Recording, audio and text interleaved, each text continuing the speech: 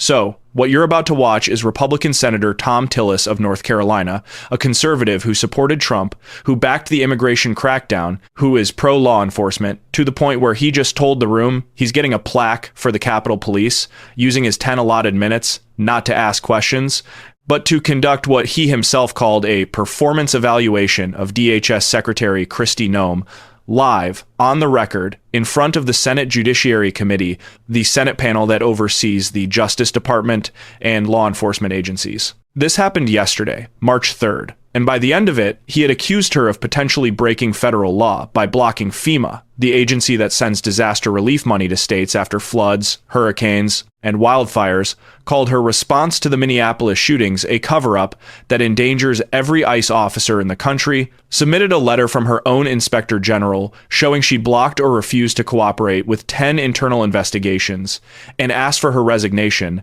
at which point the room started applauding, and he told them to stop. Because he didn't want the credit, he just wanted the answers. Again, let's watch this hearing, and I have a breakdown for you at the end. Thank you, Mr. Chairman. Secretary Noem, thank you for being here. I'm really glad that a lot of my Republican colleagues talked about the disaster that Biden and Mayorkas, your predecessor, created. It was absurd. You heard the things from Senator Brett, people that came over here who themselves were traumatized by the very people who then come to this country and traumatize American citizens.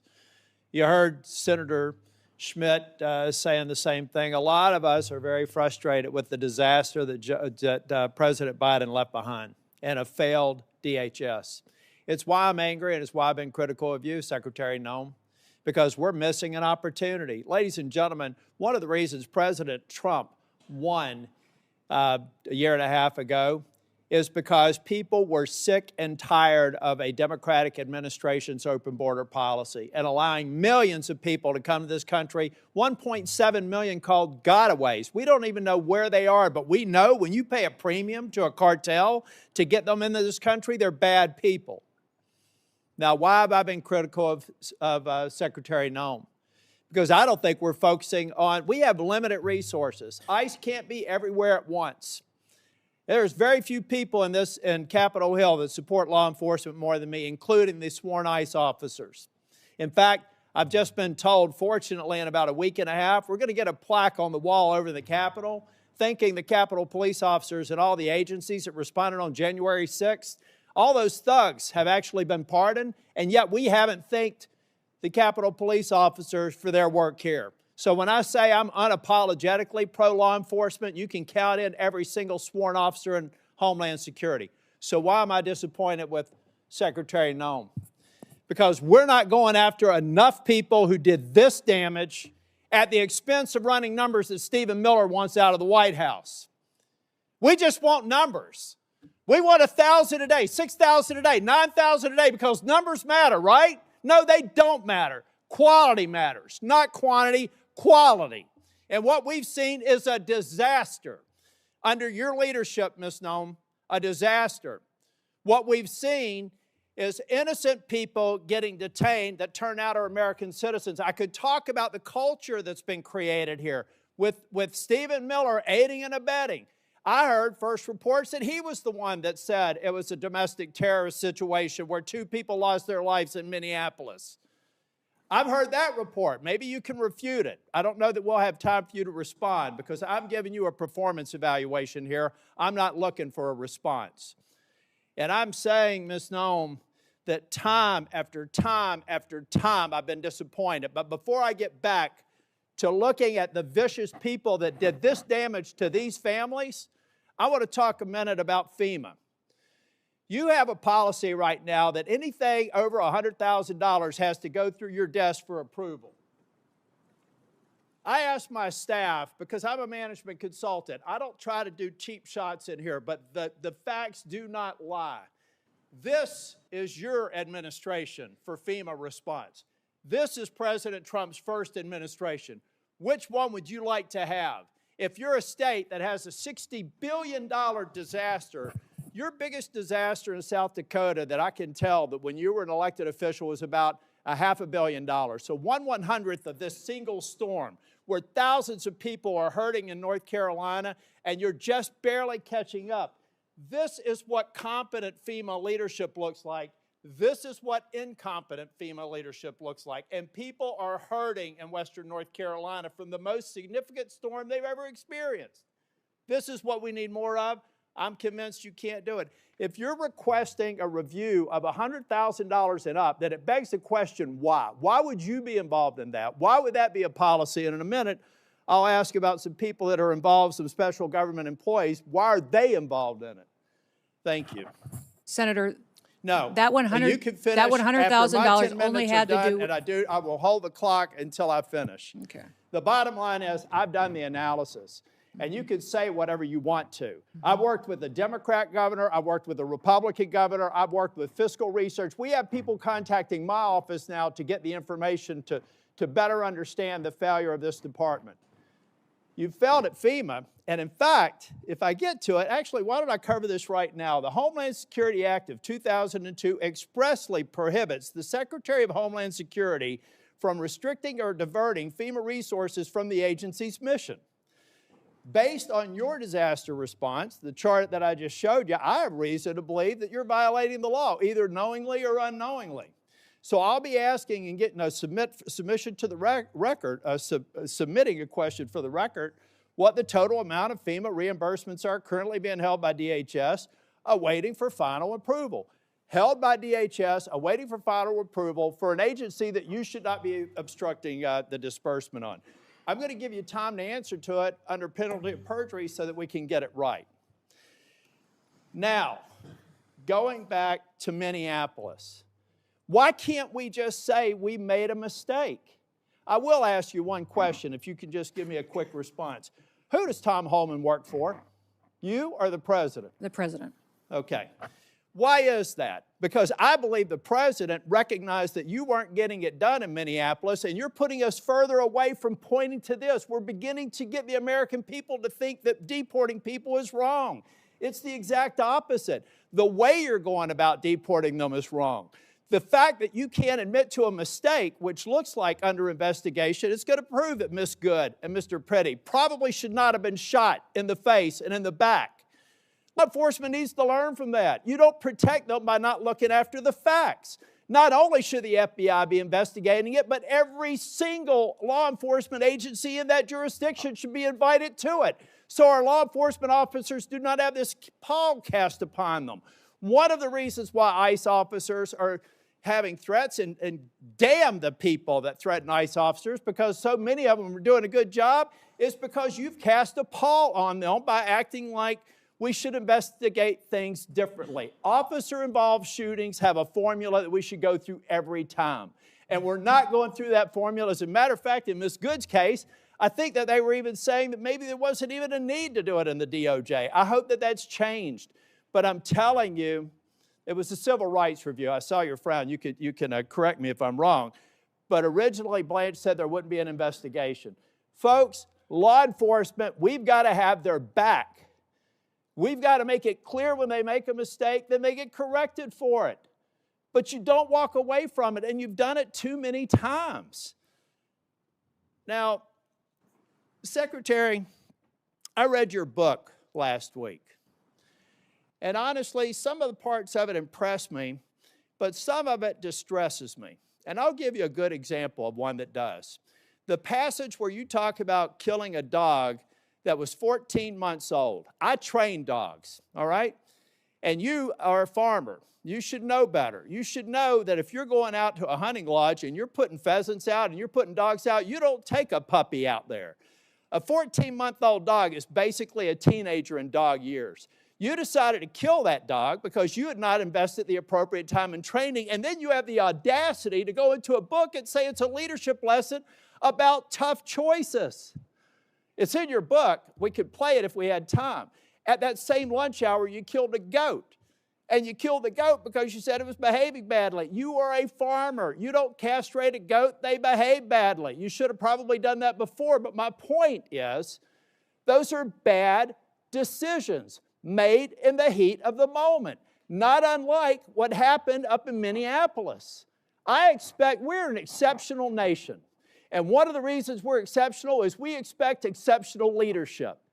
And you've demonstrated anything but that in the time that I've seen you responding to the emergency in North Carolina and across the Southeast, and acknowledging when mistakes are made, and speaking too soon for the expedient of social media or whatever it is. I'll leave you with this, Ms. Noem. I'm expecting answers to Charlotte's Web. I requested it a month ago. That was one of the investigations in Charlotte, 20 minutes from where I live. All I asked for, if it had to be anonymized, was information so that I could determine if your hit rate is right. I want to find more of those people, and I want to detain fewer of the others. And Mr. Chair, in my remaining time, I have a lot to go. But I want to submit this letter from the Office of Inspector General that cites 10 different instances under Ms. Noem's leadership where they've been misled and not allowed to pursue investigations that they think are critically important. Does anybody have any idea how bad it has to be for the OIG in this agency to come out and do this publicly? That is stonewalling, that's a failure of leadership, and that is why I've called for your resignation. And if I don't get an answer to these questions, I don't want an applause. Please don't do that for me. If I don't get an answer to these questions, if I don't get an answer that you've had a month to respond to, and the remaining ones, as of today, I'll be informing leadership that I'm putting a hold on any en-bloc nominations until I get a response. And in 2 weeks, if I don't get a response, I'm going to deny quorum and markup in as many committees as I can until I get a response. Thank you, Mr. Chair. Okay. Let's start with Renee Good and Alex Pretti, because you deserve to know exactly who they were and what Noem said about them. If you live under a rock, Renee Good was murdered by ICE, Immigration and Customs Enforcement agent, on January 7th. She was a mother of 3. The ICE agent's own cell phone video, reviewed by multiple outlets, showed a peaceful encounter Good's smiling face, her saying calmly, "That's fine, dude. I'm not mad at you." Within hours of that shooting, she went on camera and called it an act of domestic terrorism, claiming Good had weaponized her vehicle against law enforcement. A DHS written statement simultaneously described Good's actions as violently, willfully, and viciously attacking agents. All of it was false. Then on January 24th, Alex Pretti was murdered by Customs and Border Protection officers, a different federal enforcement agency that works alongside ICE. Pretti was a 37-year-old intensive care nurse at the Minneapolis Veterans Affairs Hospital. He had a Minnesota state permit to carry a firearm and no criminal record. According to bystander video, an agent actually removed the gun from Pretty's waist before Pretti was shot. White House Deputy Chief of Staff Stephen Miller called Pretti a domestic terrorist the same day. She followed hours later saying he came with weapons and ammunition to stop a law enforcement operation and committed an act of domestic terrorism. That was also false. And she, at yesterday's hearing, still would not retract it. Her actual answer to Senator Klobuchar, who told her that Pretty's parents said the domestic terrorist label was one of the most hurtful things they could ever imagine, and I want you to really take this in. I did not call him a domestic terrorist. I said it appeared to be an incident of.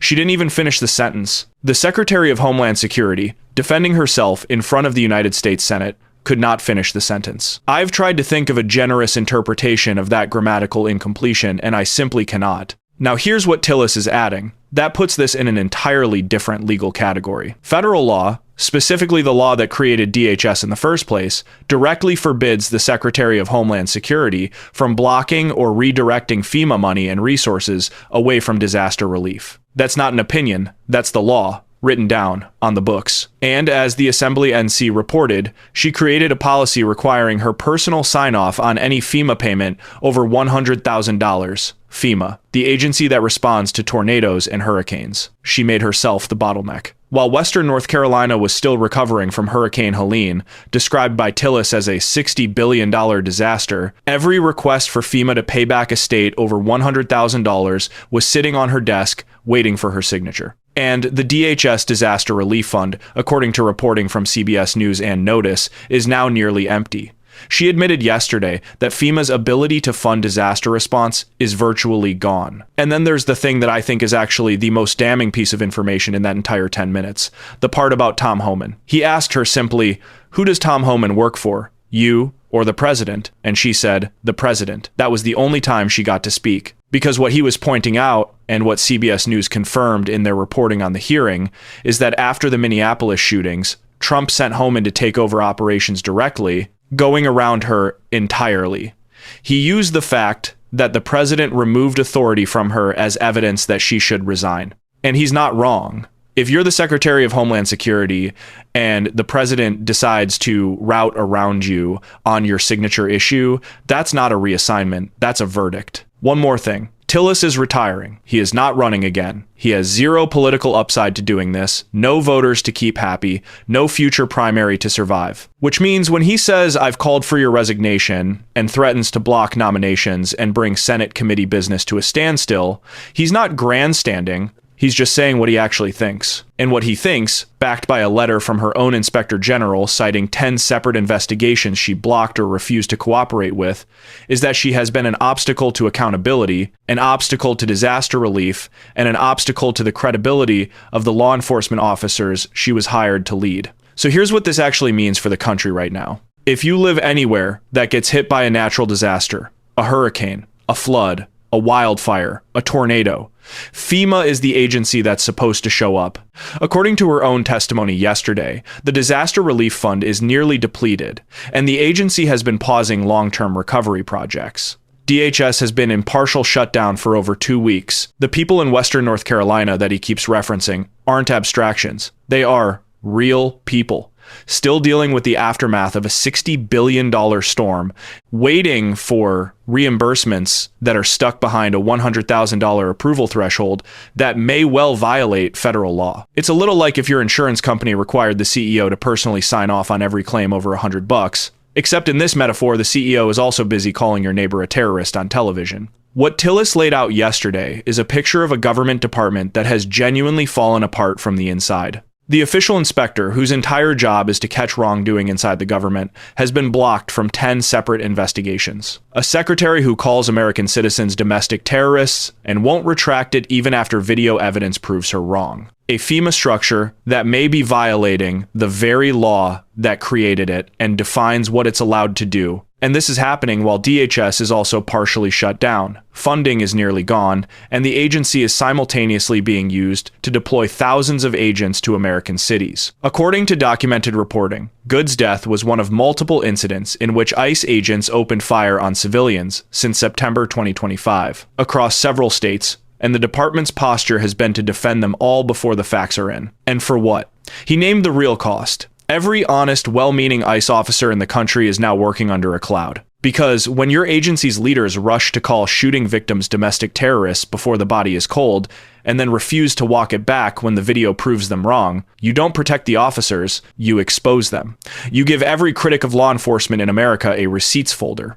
You make it harder to defend legitimate enforcement and harder to distinguish it from the illegitimate kind. The stated goal was to secure the border. The actual result, by the account of a senator from the president's own party, is that you're detaining American citizens, missing violent criminals, draining FEMA, blocking your own inspector general from doing his job, and presiding over 2 dead Americans whose families are now being told by the secretary that she said it appeared to be an incident of she still can't finish the sentence. It's worth noting that Minneapolis Police Chief Brian O'Hara told reporters publicly, per Bring Me the News, that he had seen no evidence that Pretti brandished his weapon, suggesting the shooting lacked legal justification and that federal authorities refused to provide his department with information about the incident, despite his request. That is not a Democratic senator saying that. That is the police chief of Minneapolis, the law enforcement professional on the ground, saying the evidence wasn't there to justify it.